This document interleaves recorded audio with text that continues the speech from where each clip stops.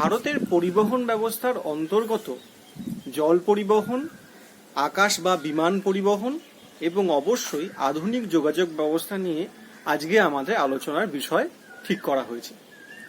এই আলোচনা করতে গিয়ে আমরা খেয়াল করে দেখব যে ভারতের জল পথের মাধ্যমে পরিবহনকে সাধারণত দুই ভাগে ভাগ করা হয়। একটা আভ্যন্তরীণ জলপথের মাধ্যমে, আরেকটা সামুদ্রিক পথের মাধ্যমে। বুঝতেই পারছো, আভ্যন্তরীণ জলপথের মাধ্যমে যে পরিবহন ব্যবস্থা ভারতের রয়েছে সেই পরিবহন ব্যবস্থার ক্ষেত্রে নদীপথ সব থেকে উল্লেখযোগ্য। যদিও নদীপথ ছাড়াও খাল পথের মাধ্যমেও আমরা দেখব যে আভ্যন্তরীণ পরিবহন ব্যবস্থা অত্যন্ত বিকশিত হয়েছে ভারতবর্ষের ক্ষেত্রে।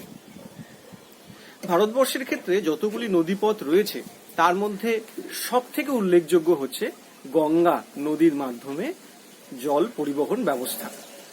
এক্ষেত্রে আমরা এটিকে ন্যাশনাল ওয়াটারওয়ে বা NW বলে উল্লেখ করি, যেক্ষেত্রে এর নাম হচ্ছে NW1। এইরকম মোটামুটি 6টি ন্যাশনাল ওয়াটারওয়েজ চিহ্নিত রয়েছে যারা অত্যন্ত গুরুত্বপূর্ণ ভারতের আভ্যন্তরীণ জল পরিবহনের ক্ষেত্রে। অবশ্যই আমরা দেখব যে ব্রহ্মপুত্র নদী রয়েছে একেবারে ভারতবর্ষের পশ্চিম দিকে। আমরা দেখতে পাবো যে NW3 রয়েছে, যে গুরুত্বপূর্ণ এই কারণেই যে ভারতবর্ষের পশ্চিম অংশের দক্ষিণ পশ্চিম অংশের আভ্যন্তরীণ জলপথ পরিবহনের জন্য উল্লেখযোগ্য ভূমিকা পালন করে।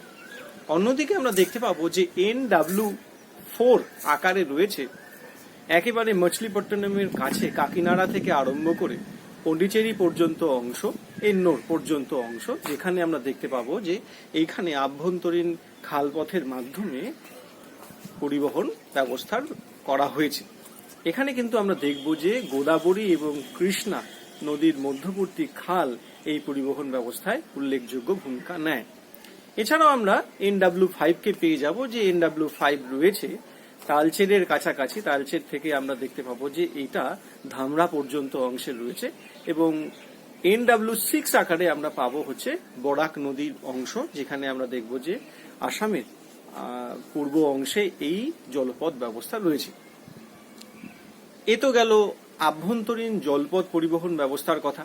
এছাড়া ভারতবর্ষের আরও একটি গুরুত্বপূর্ণ পরিবহন ব্যবস্থা রয়েছে জলপথের মাধ্যমে, যাকে আমরা সামুদ্রিক পরিবহন ব্যবস্থা বলি। সামুদ্রিক পরিবহন ব্যবস্থা বা দুই ভাগে বিভক্ত, যেখানে আমরা খেয়াল করে দেখব উপকূল থেকে, মানে ভারতীয় উপকূল থেকে, ভারতীয় উপকূলের বন্দরের থেকে অন্য ভারতীয় উপকূলের বন্দরে পরিবহন ব্যবস্থাকে আমরা বলি উপকূলীয় সামুদ্রিক পরিবহন ব্যবস্থা। কিন্তু এছাড়াও আমরা দেখব যে কিছু আন্তর্জাতিক পথের মাধ্যমে, যেখান থেকে মানে আমাদের ভারতবর্ষের বিভিন্ন বন্দর থেকে অন্যান্য দেশের বন্দরে পরিবহন করা হয়। এইরকম পরিবহন পথকে আমরা শিপিং লেন বলে বলি। যে সমস্ত জাহাজ কোম্পানিগুলি শিপিং লেনের সঙ্গে যুক্ত থেকে ভারতবর্ষের মধ্যে থেকে বিভিন্ন জিনিসপত্র অন্যান্য দেশে পরিবহন এর ব্যবস্থা করে দেয়, তাদেরকে আমরা শিপিং লাইন বলে বলি। যাই হোক, এক্ষেত্রে সব থেকে গুরুত্বপূর্ণ বিষয় জানো তো, যে ভারতবর্ষের উল্লেখযোগ্য বন্দরগুলির মধ্যে কলকাতা, মুম্বাই, চেন্নাই এবং অবশ্যই বিশাখাপত্তনম, কলম্বো এবং ইয়াঙ্গন, এই দুটি জায়গার মধ্যে আমরা দেখতে পাবো যে পরিবহনের বা জলপথ মাধ্যমে আন্তর্জাতিকভাবে পরিবহনের বা ব্যবসা বাণিজ্যের সুযোগ সুবিধা দিয়ে থাকে। এখন জলপথের ক্ষেত্রে সব থেকে উল্লেখযোগ্য বিষয় হচ্ছে গিয়ে জলপথের মাধ্যমে সব থেকে বেশি পরিমাণে জিনিসপত্র ভারী হতে পারে বা প্রচুর পরিমাণে জিনিসপত্র হতে পারে, তা এক জায়গা থেকে অন্য জায়গায় নিয়ে যাওয়া হয়। এবং এই নিয়ে যাওয়ার জনিত কারণে আমরা দেখতে পাবো যে জলপথ অত্যন্ত সুস্থায়ী মাধ্যম, নির্ভরযোগ্য মাধ্যম। তাই জলপথকে উন্নয়নের জীবনরেখা বলা হয়। তোমরা নিশ্চয়ই মনে করতে পারছো, উন্নয়নের জীবনরেখাকে কিন্তু বিভিন্নভাবে বিভিন্ন রকমভাবে বলা হয়। যেমন রেলপথকে বলা হয় ভারতের উন্নয়নের জীবনরেখা। আবার কলকাতার ক্ষেত্রে কলকাতার মেট্রো রেল অত্যন্ত গুরুত্বপূর্ণ ভূমিকা পালন করার জন্য, যাতায়াতের এবং যোগাযোগের সুবিধা বাড়িয়ে দেওয়ার জন্য আমরা বলতে পারি কলকাতার ক্ষেত্রে আমাদের মেট্রো রেল হচ্ছে গিয়ে উন্নয়নের জীবনরেখা। কিন্তু আন্তর্জাতিক ক্ষেত্রে যদি সামগ্রিক পরিবহনের কথা ধরো, তাহলে কিন্তু তোমাকে বলতে হবে জলপথ হচ্ছে উন্নয়নের জীবনরেখা। তো প্রশ্ন হচ্ছে কেন? কারণ এর মাধ্যমে আমরা সব থেকে বেশি পরিমাণ ভারী বা সব থেকে বেশি সংখ্যক পণ্য এক জায়গা থেকে অন্য জায়গায় রপ্তানি করতে পারি। শিল্পের ক্ষেত্রে যদি বলো তাহলে কাঁচামালের আমদানি আমাদের ভারতীয় শিল্পের ক্ষেত্রে সব থেকে বেশি পরিমাণে সম্ভব আমাদের জলপথের মাধ্যমে। অন্যদিকে আমরা দেখতে পাবো যে কৃষিজ পণ্য হোক বা শিল্পজাত পণ্য হোক, এগুলো সবকটা রপ্তানি সম্ভব হচ্ছে গিয়ে, বহু দূরে রপ্তানি সম্ভব হচ্ছে গিয়ে জলপথের মাধ্যমে, আন্তর্জাতিকভাবে বা আমাদের উপকূল থেকে উপকূলের পরিবহনের মাধ্যমে, যাই বলো। অন্যদিকে প্রচুর পরিমাণে যাত্রী পরিবহনের ক্ষেত্রে যদি সময়টা গুরুত্বপূর্ণ ফ্যাক্টর না হয়, তাহলেও আমরা দেখব যে জলপথ গুরুত্বপূর্ণ ভূমিকা নেয়। তাছাড়া পর্যটনে গুরুত্বপূর্ণ ভূমিকা নেয়। আমরা দেখব যে কৃষি এবং শিল্পের অগ্রগতির ক্ষেত্রে গুরুত্বপূর্ণ ভূমিকা নেয় এবং নির্ভরযোগ্য। সব থেকে কম খরচে এই পরিবহনকে চালু রাখা যায়। একবার যদি আমরা এই পরিবহন ব্যবস্থা শুরু করতে পারি, তাহলে আমরা দেখব যে জলপথের পরিবহন ব্যবস্থা মেনটেনেন্স খরচ অপেক্ষাকৃত কম, যে কারণে আমরা বলতে পারবো যে জলপথ হচ্ছে গিয়ে সামগ্রিকভাবে উন্নয়নের জীবনরেখা। তো যাই হোক না কেন, আমরা দেখব যে ভারতবর্ষের মধ্যে যে সমস্ত সমুদ্র বন্দর রয়েছে তার মধ্যে কতগুলি অত্যন্ত উল্লেখযোগ্য। ভারতবর্ষের এইরকমই উল্লেখযোগ্য সমুদ্র বন্দরগুলির মধ্যে সব থেকে গুরুত্বপূর্ণ এবং প্রযুক্তি নির্ভর সমুদ্র বন্দর হচ্ছে মুম্বাইয়ের নবসেভা। কিন্তু যদি সামগ্রিকভাবে মোট পরিবহনের কথা বলো, তাহলে কিন্তু ভারতবর্ষের বৃহত্তম বন্দর নবসেভার পশ্চিমে অবস্থিত মুম্বাই বন্দর। কিন্তু আমাদের কলকাতা তো কম কিছুতে যায় না। তোমরা নিশ্চয়ই জানো যে পূর্ব উপকূলের বন্দরগুলির মধ্যে গুরুত্বপূর্ণ বন্দর হচ্ছে গিয়ে কলকাতা, যা একটা নদী বন্দর হিসাবে অত্যন্ত উল্লেখযোগ্য। যদিও এর কাছাকাছি আমরা দেখতে পাবো যে হলদিয়া বন্দর রয়েছে, তাছাড়াও আমরা পূর্ব উপকূলের মধ্যে গুরুত্বপূর্ণ বন্দর আকারে পাবো পারাদ্বীপকে, যে ভারতবর্ষের পূর্ব উপকূলের গভীরতম বন্দর, এবং তোমরা জানো যে এইটি কৃত্রিম পোতাশ্রয়যুক্ত একটি বন্দর। অন্যদিকে বিশাখাপত্তনম স্বাভাবিক পোতাশ্রয়যুক্ত এবং গভীরতা যুক্ত একটি বন্দর। অন্যদিকে আমরা খেয়াল করে দেখব যে আমাদের চেন্নাই রয়েছে একটা উল্লেখযোগ্য বন্দর আকারে, আর সব থেকে গুরুত্বপূর্ণ আন্দামান নিকোবর দ্বীপপুঞ্জের মধ্যে আমরা দেখতে পাবো যে একটি উল্লেখযোগ্য বন্দর রয়েছে। আন্দামান নিকোবর দ্বীপপুঞ্জের গুরুত্বপূর্ণ বন্দর আকারে পোর্ট ব্লেয়ারের কথা উল্লেখযোগ্য। অন্যদিক থেকে আমরা বলতে পারি যে যাবতীয় আভ্যন্তরীণ জলপথ পরিবহন ব্যবস্থার সদর দপ্তর রয়েছে দিল্লির নয়ডায়, inland waterways authority of India. অন্যদিকে যদি আমরা আন্তর্জাতিক জল পরিবহনের কথা বলি, সেক্ষেত্রে সদর দপ্তর রয়েছে মুম্বাইতে। জলপথ তাহলে অত্যন্ত গুরুত্বপূর্ণ, এটা নিশ্চয়ই বুঝতে পেরে গেছে। এবার চলে আসবো বিমান পরিবহনের ক্ষেত্রে। ভারতবর্ষের বিমান পরিবহন সারা বিশ্বের মতোই অত্যন্ত গুরুত্বপূর্ণ। তোমরা জানো নিশ্চয়ই যে বিমানের ক্ষেত্রে ভাড়া বা আমরা দেখব যে যাত্রী পরিবহন, পণ্য পরিবহনের সব থেকে বেশি খরচা হয়। তবু যখন ত্রাণ পাঠাতে হয়, যখন সামরিক কাজে বিভিন্ন ধরনের সেনাবাহিনীর লোকজন, যন্ত্রপাতি এক জায়গা থেকে অন্য জায়গায় নিয়ে যেতে হয়, তখন বুঝতেই পারছো বিমান উল্লেখযোগ্য হয়। এছাড়াও জরুরি ভিত্তিতে যদি ওষুধ আনতে হয়, যদি কাউকে খুব দ্রুত এক জায়গা থেকে অন্য জায়গায় নিয়ে যেতে হয় হাসপাতালে, মনে করো বিদেশ থেকে ভারতবর্ষে আসতে হবে বা ভারত থেকে বিদেশে যেতে হবে, তখন আমরা দেখব যে আমাদের কাছে গুরুত্বপূর্ণ হয়ে পড়ে আমাদের বিমান পরিবহন ব্যবস্থা। ভারতবর্ষের এই বিমান পরিবহন ব্যবস্থা 1911 সালে চালু হলেও দেখতে পাবো যে 1932 সাল নাগাদ থেকে ভারতবর্ষের বিমান পরিবহন ব্যবস্থা, জামশেদজি টাটা মুম্বাইয়ে গিয়েছিলেন এই 1932 সাল নাগাদ, তখন থেকে সামগ্রিকভাবে সাধারণ যাত্রী পরিবহন ব্যবস্থা শুরু হয়। তার আগে 1911 সালে হয়েছিল, যেরকম বলছিলাম।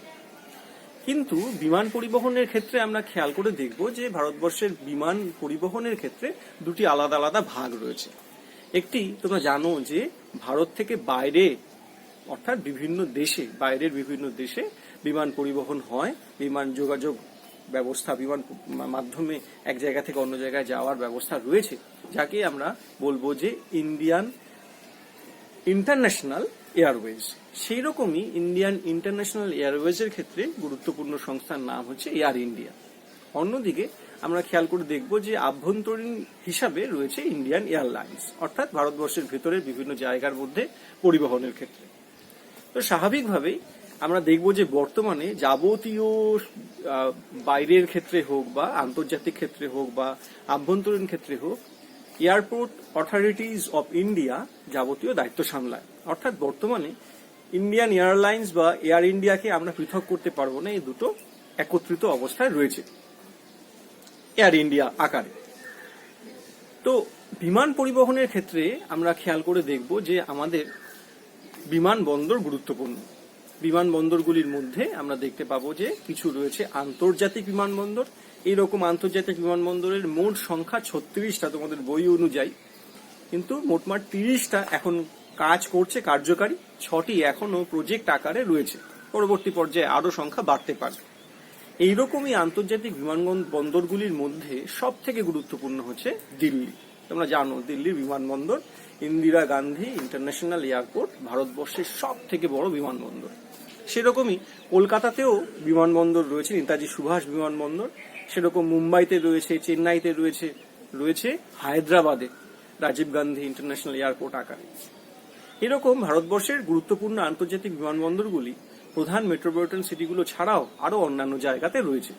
কিন্তু আমরা দেখব যে আভ্যন্তরীণ বিমানবন্দরগুলি অবশ্যই এই ইন্টারন্যাশনাল এয়ারপোর্টগুলির সঙ্গে সম্পর্কযুক্ত। যেগুলো আন্তর্জাতিক বিমান পরিবহন করে সেগুলো আভ্যন্তরীণ বিমানও এক জায়গা থেকে অন্য জায়গায় পাঠাতে সাহায্য করে। তাছাড়াও আরো উল্লেখযোগ্য যেগুলো রয়েছে, এইরকমই আভ্যন্তরীণ বিমানবন্দরগুলির মধ্যে আমরা দেখতে পাব ছত্তিশগড়ের রায়পুরে অবস্থিত স্বামী বিবেকানন্দ ন্যাশনাল এয়ারপোর্ট অত্যন্ত উল্লেখযোগ্য। ভারতের আভ্যন্তরীণ এবং আন্তর্জাতিক বিমান পরিবহনের ক্ষেত্রে উল্লেখযোগ্য সংস্থা এয়ার ইন্ডিয়া সরকার অধীনস্থ হলেও আমরা দেখব যে বেসরকারিভাবে কিছু বিমান পরিবহন হয় বিভিন্ন সংস্থা, যেরকম জেট এয়ারওয়েজ, আমরা দেখতে পাবো স্পাইস জেট আছে, বা আমরা দেখতে পাবো যে ডেকান রয়েছে, এয়ার ডেকান রয়েছে ইত্যাদিগুলির মাধ্যমে। এছাড়াও আমরা দেখতে পাবো যে আমাদের ভারতবর্ষের মধ্যে হেলিকপ্টার সার্ভিসেস রয়েছে। এই হেলিকপ্টার সার্ভিসেসকে আমরা পবন হংস বলে বলতে পারি, যা অত্যন্ত গুরুত্বপূর্ণ। বিভিন্ন ধরনের হেলিকপ্টার, চপার ইত্যাদি পরিবহন হয় এই সংস্থার অধীনে। অন্যদিকে আমরা খেয়াল করে দেখব যে বিভিন্ন দুর্গম পার্বত্য অঞ্চল বা দুর্গম অঞ্চলের মধ্যে বিমান পরিবহনের জন্য দায়িত্ব নেয় যে সংস্থা, তার নাম হচ্ছে বায়ুদূত। অবশ্যই বুঝতে পারছো যে বায়ুদূত গুরুত্বপূর্ণ ঝুঁকিপূর্ণ কাজ করে, কিন্তু বর্তমানে বায়ুদূত আমাদের এয়ার ইন্ডিয়ারই অংশ। এয়ার ইন্ডিয়া এটিকে অধিগ্রহণ করেছে। সামগ্রিকভাবে বিমান পরিবহনের সঙ্গে বিভিন্ন কথাগুলি আলোচনা করার পর তোমরা বুঝতে পেরেছো যে অত্যন্ত প্রয়োজনে এবং গুরুত্বের উপর ভিত্তি করে বিমান পরিবহন ব্যবস্থা আমাদের ভারতবর্ষের মধ্যে চালু রয়েছে। ভারতবর্ষে কেন, সারা বিশ্বের মধ্যে চালু রয়েছে। অত্যন্ত প্রয়োজনের খাতিরে এবং গুরুত্বের খাতিরে বিচার করে বিমান পরিবহন ব্যবস্থাকে সবসময় এগিয়ে রাখা যায়। কিন্তু আমরা দেখব আমাদের পরবর্তী অংশ হলো আমাদের রয়েছে আরো অন্যান্য পরিবহন মাধ্যম, যেরকম রয়েছে রজ্জুপথ, মানে দড়ি আর কি, দড়ির মাধ্যমে পরিবহন পথ। এইরকম পরিবহন পথের মধ্যে সব থেকে উল্লেখযোগ্য হচ্ছে পাহাড়ি অঞ্চল। যারা ঘুরতে গেছো তারা দেখেছো, সমুদ্র উপকূলে দেখেছো, এমনকি যারা দামোদর অঞ্চলে, রানীগঞ্জ বা ঝরিয়া এই সমস্ত অঞ্চলের মধ্যে গিয়ে দেখেছো, দামোদর উপত্যকা অঞ্চলে দেখবে যে খনি সংলগ্ন এলাকাতেও এরকম দড়ির মাধ্যমে বিভিন্ন ধরনের কয়লা, বালি ইত্যাদি পরিবহন করা হয়। তো যখন পাহাড়ের ঢাল অত্যন্ত খাড়া হয়, সহজে যাওয়া যায় না, অথবা আমরা দেখব যে উপকূলীয় অঞ্চলে অত্যন্ত দুর্গম পরিবেশ রয়েছে, মাঝে মাঝে জল, খাড়ি এই সমস্ত রয়েছে, পারাপার করা সুবিধাজনক নয়, তখন আমাদের এই পরিবহন ব্যবস্থা ব্যবহার করতে হয়। এছাড়াও আমরা অনেক সময় বিনোদনের জন্য, যেরকম তোমরা দেখতে পাবে যে বিভিন্ন পার্বত্য অঞ্চলে, এমনকি দার্জিলিংয়েও এরকম রজ্জুপথ বা রোপ ওয়ের ব্যবস্থা রয়েছে। সেই দিক থেকে দেখলে আমরা দেখতে পাবো যে আমাদের কাছে এলিফেন্টা রজ্জুপথ সব থেকে উল্লেখযোগ্য, যেটা প্রায় 8 কিলোমিটারের মতো, এবং এটা ভারতবর্ষের যাত্রী পরিবহনের ক্ষেত্রে সব থেকে দীর্ঘতম। কিন্তু তুমি যদি জানতে চাও ভারতবর্ষের সব থেকে বড় পরিবহন রজ্জুপথের মাধ্যমে কোথায় হয়, তাহলে দেখবে সেটা রয়েছে হচ্ছে ঝরিয়া কয়লা খনিতে। দামোদর নদী এলাকা থেকে আরম্ভ করে ঝরিয়া পর্যন্ত 20 কিলোমিটার দীর্ঘ এই রজ্জুপথের মধ্যে দিয়ে সাধারণত বালি আদান প্রদান করা হয়, মানে বালি নেওয়া হয় আর কি। লজ্জুপথকে বাদ দিলে আমাদের আরেকটা যে পরিবহন পথ রয়েছে সেটা হচ্ছে নলপথ। এই নলপথের মাধ্যমে সাধারণত তরল পদার্থকে এক জায়গা থেকে অন্য জায়গায় নিয়ে যাওয়া হয়। বিশেষ করে বিভিন্ন ধরনের এলপিজি গ্যাস বা বিভিন্ন ধরনের তরল পদার্থ আমরা দেখতে পাবো যে এই ধরনের নলপথের মাধ্যমে এক জায়গা থেকে অন্য জায়গায় নেওয়া হয়। এইরকমই নলপথের মাধ্যমে এলপিজি বা বিভিন্ন তরল নেওয়ার ক্ষেত্রে দেখবে যে খান্ডালা থেকে আরম্ভ করে আমাদের ভাতিন্দা পর্যন্ত যে নলপথ রয়েছে সেটা ভারতবর্ষের মধ্যে দীর্ঘতম নলপথ। তোমরা নিশ্চয়ই জানো যে গ্রেটার ক্যালকাটা গ্যাস কর্পোরেশনও তাদের এলপিজি গ্যাস নলপথের মাধ্যমেই আমাদের কলকাতাতেও সাপ্লাই করে। তাহলে বুঝতে পারছো নলপথ পরিবহনের ক্ষেত্রে একটা গুরুত্বপূর্ণ মাধ্যম। এই সমস্ত কিছু বুঝে নিলে আমাকে এবার আসতে হবে আধুনিক যোগাযোগ ব্যবস্থায়। দেখো, এতক্ষণ পর্যন্ত পরিবহনের কথা বলেছি, মাঝে মাঝে পরিবহনের সঙ্গে যোগাযোগ শব্দটাকেও ইনক্লুড করে দিয়েছি। এখন কথা হচ্ছে গিয়ে পরিবহন আর যোগাযোগ ব্যবস্থা কি সম্পূর্ণ এক? আমরা বলবো যে সম্পূর্ণ এক নয়। পরিবহনের মাধ্যমে আমরা দেখব যে বিভিন্ন ধরনের স্পর্শযোগ্য বস্তুসমূহ, সে বিভিন্ন পণ্য হতে পারে, যাত্রী হতে পারে ইত্যাদি, এক জায়গা থেকে অন্য জায়গায় স্থানান্তরিত করা হয়। কিন্তু জানো তো, যোগাযোগ ব্যবস্থার মাধ্যমে শুধুমাত্র তথ্য, বিভিন্ন ধরনের ইনফরমেশন, খবর ইত্যাদি এক জায়গা থেকে অন্য জায়গায় নিয়ে যাওয়া হয়। তো বহু প্রাচীন কাল থেকেই তোমরা জানো যে আমরা চিঠির মাধ্যমে, মানে পোস্টাল সার্ভিসের মাধ্যমে যোগাযোগ ব্যবস্থাকে চালু রেখেছিলাম। এছাড়াও ছিল টেলিগ্রাফ, টেলিফ্যাক্স ইত্যাদি ইত্যাদি। আধুনিক যোগাযোগ ব্যবস্থার অংশ আকারে রয়েছে বলে আমি এইগুলো আলোচনা করছি না, কিন্তু তবু তোমাদের একটা মজার জিনিস না বললেই নয়, সেটা হচ্ছে কি আমাদের পিনকোড।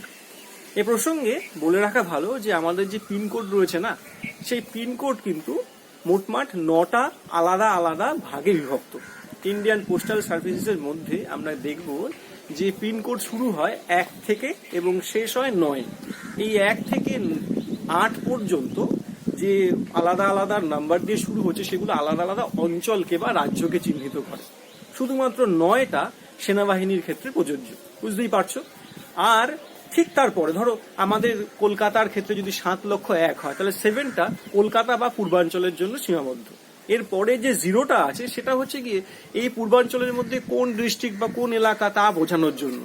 আর তারপরে যে 3টে সংখ্যা রয়েছে, সেই 3টে সংখ্যা হচ্ছে গিয়ে সেই অঞ্চলের পোস্ট অফিসের নাম্বারটা কত।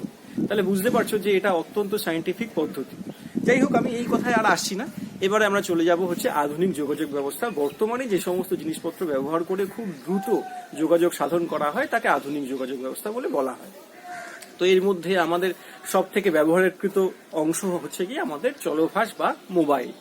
মোবাইলের কথায় আসি, আমরা দেখতে পাবো যে মোবাইল ব্যবস্থা অনেক পরে আমাদের ভারতবর্ষের মধ্যে আসলেও, মোটামুটি 1990-এর পর ভারতবর্ষের মধ্যে চালু হলেও আমরা দেখতে পাবো যে আমরা এখন প্রায় সম্পূর্ণই মোবাইলের মাধ্যমে যোগাযোগ ব্যবস্থাকে নিজেদের আয়ত্ত করে ফেলেছি। যাই হোক না কেন, মোবাইলের মাধ্যমে এই যোগাযোগ ব্যবস্থা আমরা দেখতে পাবো যে দুটো আলাদা আলাদা ভাগে বিভক্ত। বিএসএনএল এবং ভিএসএনএল এর দায়িত্ব পালন করে। এরপরে আমি চলে আসবো হচ্ছে গিয়ে আমাদের পরবর্তী অংশের মধ্যে, যেখানে আমরা খেয়াল করে দেখব যে অত্যন্ত গুরুত্বপূর্ণ আধুনিক যোগাযোগ ব্যবস্থা হচ্ছে ইন্টারনেট কথাটি এসছে ইন্টার কানেক্টেড নেটওয়ার্কের মাধ্যমে, যেখানে আমরা দেখব যে আরনেট বা এডুকেশনাল রিসার্চ নেটওয়ার্ক এর মাধ্যমে 1970-এর দশকে ভারতবর্ষের মধ্যে প্রথম ইন্টারনেট ব্যবস্থা চালু হয়। কিন্তু এখন তোমরা জানো যে ইন্টারনেট ব্যবস্থা এতটাই পপুলার, এতটাই গুরুত্বপূর্ণ হয়েছে যে সারা ভারতবর্ষের মধ্যে আধুনিক যোগাযোগ ব্যবস্থার অন্যতম প্রধান হাতিয়ার হচ্ছে এটি। এখানে আমরা দেখব যে দু রকমের আলাদা আলাদা বিষয়বস্তু রয়েছে। ইমেল বা ইলেকট্রনিক মেল এবং ভয়েস মেল বা ভিমেল এর মাধ্যমে যোগাযোগ সাধন করা যায়, এবং এক্ষেত্রে আমরা সাইবারনেটিক্সের কথা শুনবো বা আমরা বুঝতে পারবো যে কৃত্রিম উপগ্রহের একটা গুরুত্বপূর্ণ ব্যাপার রয়েছে।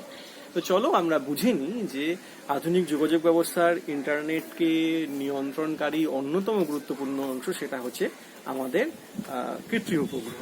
তোমরা নিশ্চয়ই পরবর্তী পর্যায়ে পড়বে, তবু বলে দিই যে কৃত্রিম উপগ্রহের মাধ্যমে আমাদের এই ধরনের যোগাযোগ ব্যবস্থা অত্যন্ত সহজ এবং সুবিধাজনক হয়েছে।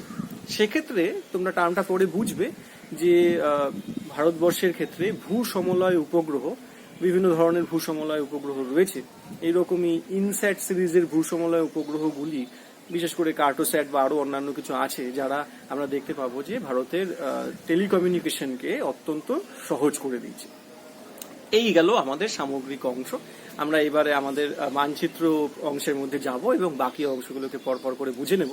তার আগে একটা কথা বলার লোভ সামলাতে পারছি না, জানো তো, পরিবহন ব্যবস্থার যে অংশগুলো আমরা পড়লাম সে অংশগুলোর সঙ্গে সঙ্গে যোগাযোগ ব্যবস্থা যুক্ত হলে বলতেই হয় যে যোগাযোগ ব্যবস্থার দুটো প্রধান হাতিয়ার হচ্ছে গিয়ে একটা প্রিন্টেড মাধ্যম, বুঝতে পারছো সংবাদপত্রের কথা বলছি, যার দায়িত্ব রয়েছে প্রেস ট্রাস্ট অফ ইন্ডিয়ার মাধ্যমে। তোমরা নিশ্চয়ই জানো যে এখন পর্যন্ত আমরা যতই আধুনিক হই না কেন, সংবাদপত্র না পেলে আমাদের চলে না।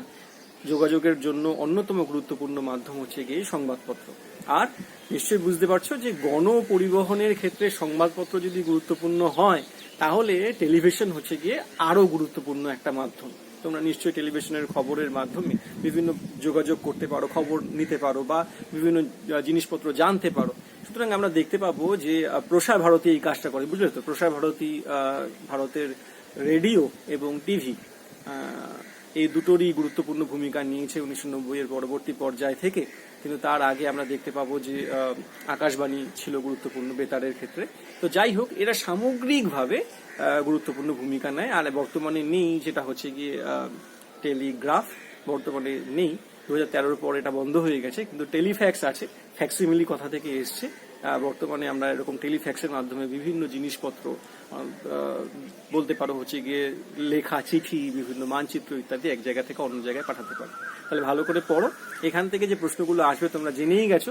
বিশেষ করে প্রশ্ন আসে সোনালী চতুর্ভুজ কাকে বলে, হীরক চতুর্ভুজ বলতে কি বোঝো, বিভিন্ন পরিবহন মাধ্যমগুলির নাম এবং তাদের সুবিধা অসুবিধা, গুরুত্বপূর্ণ বৈশিষ্ট্য সমূহ, এগুলো এখান থেকে প্রধান আসে। আর অবশ্যই ম্যাপ পয়েন্টিং এর কিছু পার্ট আসে, যার জন্য তোমাদেরকে দেখতে হবে বোর্ড ওয়ার্ক কিছুটা, তাহলে এখানের কাজ হয়ে যাবে। অবশ্য কিছু শর্ট কোশ্চেন তোমাদের মাথায় রাখতে হবে যে কোনটি সব থেকে বড় রজ্জুপথ বা কোনটি দীর্ঘতম রেলপথ ইত্যাদি কতগুলো প্রশ্ন তোমরা মাথায় রাখলেই হবে। অনুশীলনটা ভালো মতো করে করো, তাহলেই চলবে। চলো এবার আমরা ম্যাপ পয়েন্টিংটা দেখে নিই। খুব তাড়াতাড়ি করে দেখে নেওয়া যাক ভারতের আভ্যন্তরীণ পরিবহন ব্যবস্থা জলপথের মাধ্যমে কি কিভাবে হয়। আমরা আগেই দেখেছিলাম যে ভারতের আভ্যন্তরীণ পরিবহন ব্যবস্থার ক্ষেত্রে NW1 বা ন্যাশনাল ওয়াটারওয়েজ 1 গুরুত্বপূর্ণ। আমরা সবাই তো গঙ্গা নদীর গতিপথ জেনে গেছি। গঙ্গা নদী মোটামুটি ভাবে এইরকম ভাবে পরিবাহিত হয়, বাংলাদেশের মধ্যে দিয়ে যায় একটা অংশ, আর বাকি অংশ ভারতবর্ষের মধ্যে দিয়ে দেখা যায় যে পশ্চিমবঙ্গ হয়ে হুগলি ভাগীরথী নাম নিয়ে বঙ্গোপসাগরে মেশে। এইখানে আমরা দেখতে পাবো যে এলাহাবাদ থেকে আরম্ভ করে আমাদের এই পর্যন্ত অংশ, এটাকে আমরা বলি ন্যাশনাল ওয়াটারওয়েজ 1, NW1 নামে চিহ্নিত। অন্যদিকে যদি আমরা NW2 খোঁজ করি, তাহলে দেখবো যে সেটা হচ্ছে গিয়ে আমাদের ব্রহ্মপুত্র নদী, এটা ভারতবর্ষের মধ্যে দিয়ে গিয়ে পরবর্তী পর্যায়ে বাংলাদেশে যমুনা নাম নিয়ে পদ্মার সঙ্গে মিশেছে। এটা হচ্ছে গিয়ে NW2। অন্যদিকে যদি NW3 এর খোঁজ করি, তাহলে আমরা দেখবো NW3 এইখান থেকে এই পর্যন্ত বিস্তৃত, এটাকে NW3 নামে চিহ্নিত করতে পারি। NW4 এর কথা বললে NW4 এইখান থেকে আরম্ভ করে পুদুচেরি পর্যন্ত বিস্তৃত, NW4 এন্ডোর হয়ে গিয়ে পুদুচেরি পর্যন্ত বিস্তৃত। এবার যদি NW5 খোঁজ করি, তাহলে আমরা দেখতে পাবো যে NW5 এরকম জায়গা থেকে এই পর্যন্ত বিস্তৃত, আর NW6 এইখানে আছে। তাহলে মোটমাট 6টা গুরুত্বপূর্ণ আভ্যন্তরীণ পরিবহন পথ জলপথের মাধ্যমে সম্ভব। এছাড়া আমরা দেখতে পাবো যে সাগরীয় জলপথের মাধ্যমে পরিবহন দেখতে পাই এবং আন্তর্জাতিক জলপথের মাধ্যমে পরিবহন দেখতে পাই। তো সেক্ষেত্রে আমরা দেখতে পাবো যে আমাদের বন্দরগুলি অত্যন্ত গুরুত্বপূর্ণ।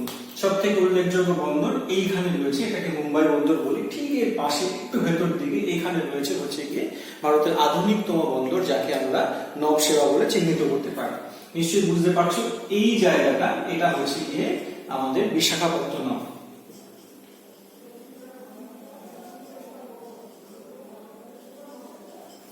আর এইখানটার মধ্যে রয়েছে পারাদ্বীপ, এরকম জায়গার মধ্যে রয়েছে পারাদ্বীপ। এরকমই প্রত্যেকটা বন্দরের মাধ্যমে আমরা দেখতে পাবো যে জলপথের মধ্যে পরিবহন হয় আন্তর্জাতিক ক্ষেত্রে বা দেশীয় ক্ষেত্রে। অবশ্যই এখানে বলে রাখা ভালো, এই হচ্ছে গিয়ে চেন্নাই।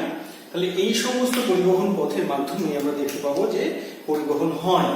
সবার আগে বলে রাখা ভালো, এখানে আরো দুটো গুরুত্বপূর্ণ বন্দর রয়েছে। এই জায়গাটার মধ্যে রয়েছে গুরুত্বপূর্ণ গোয়ার বন্দর, মর্মাগাঁও নামে চিহ্নিত। এছাড়া এইখানে আটকের নিচে চেন্নাইয়ের ঠিক উল্টো দিকে এখানে নিউ ম্যাঙ্গালোর রয়েছে। নিউ ম্যাঙ্গালোর কফি রপ্তানির জন্য বিখ্যাত, আর একটা লৌহ আকরিক রপ্তানির জন্য বিখ্যাত। বললাম তোমাদেরকে মর্মাগাঁও। তো এগুলোর মাধ্যমে আমরা দেখবো যে আভ্যন্তরীণ ভাবে পরিবহন হয়। এছাড়াও কোচিতে যায়, এরকম ভাবে আভ্যন্তরীণ পরিবহন লক্ষ্য করা যায় কলকাতা থেকে এখানে। অবশ্যই এখানে উল্লেখযোগ্য বন্দর কলকাতা, আমরা নদী বন্দর হিসেবে পাবো, ভারতবর্ষের অন্যতম গুরুত্বপূর্ণ নদী বন্দর আকার। কিন্তু এই সমস্ত বন্দরগুলোর সাহায্যে আমরা দেখতে পাবো যে আন্তর্জাতিক পরিবহনও হয়। এখান থেকে ওমানে যায়, এখান থেকে জাঞ্জিবারে যায়, এটা গুরুত্বপূর্ণ, মনে রেখো। এবং একই সঙ্গে সঙ্গে এগুলোর থেকে আমরা দেখবো যে কলম্বোর সঙ্গে যোগাযোগ রয়েছে। এগুলোর থেকে কলম্বোর সঙ্গে যোগাযোগ রয়েছে, এখানের থেকেও তাই, এখানের থেকেও তাই। একই রকম ভাবে এইখান থেকে, এই জায়গা থেকে ইয়াঙ্গনের সঙ্গে যোগাযোগ রয়েছে, বিশাখাপত্তনমের থেকেও রয়েছে। এইগুলো হচ্ছে কি ভারতবর্ষের আমাদের আন্তর্জাতিক জলপথের মাধ্যমে পরিবহনের গুরুত্বপূর্ণ অংশ। এইবার চলে আসো বিমানবন্দরের কথায়। তার আগে আমি এইগুলোকে একটু মুছি। এখন বিমানবন্দরের কথায় আসলে সবার প্রথমে চিহ্নিত করতে হয় এই বিন্দুটাকে। এটা হচ্ছে গিয়ে দিল্লি। আমরা দেখতে পাবো যে দিল্লির ইন্দিরা গান্ধী আন্তর্জাতিক বিমানবন্দর ভারতবর্ষের সব থেকে বড় বিমানবন্দরগুলির মধ্যে একটা। তো দিল্লির পরে আমরা যে বিমানবন্দরের কথা আলাদা করে উল্লেখ করবো সেটা হচ্ছে গিয়ে কলকাতা, দমদম। কলকাতা থেকে একটু উত্তর দিকে দমদম। এইখানের মধ্যে আমরা দেখতে পাবো যে নেতাজি সুভাষ আন্তর্জাতিক বিমানবন্দর কলকাতা অবস্থিত। এছাড়াও তোমরা জানো মুম্বাইতে বিমানবন্দর রয়েছে, এবং আমরা বলবো পোর্ট ব্লেয়ারের মধ্যেও আমরা বিমানবন্দর পাবো আন্তর্জাতিক বিমানবন্দর আকারে। তো চেন্নাইতেও রয়েছে। এইখানে আমরা দেখতে পাবো চেন্নাইতে বিমানবন্দরের পর হায়দ্রাবাদে মোটামুটি এরকম জায়গায় গুরুত্বপূর্ণ বিমানবন্দর রয়েছে। তাহলে এটা হচ্ছে গিয়ে কলকাতা, মানে দমদম,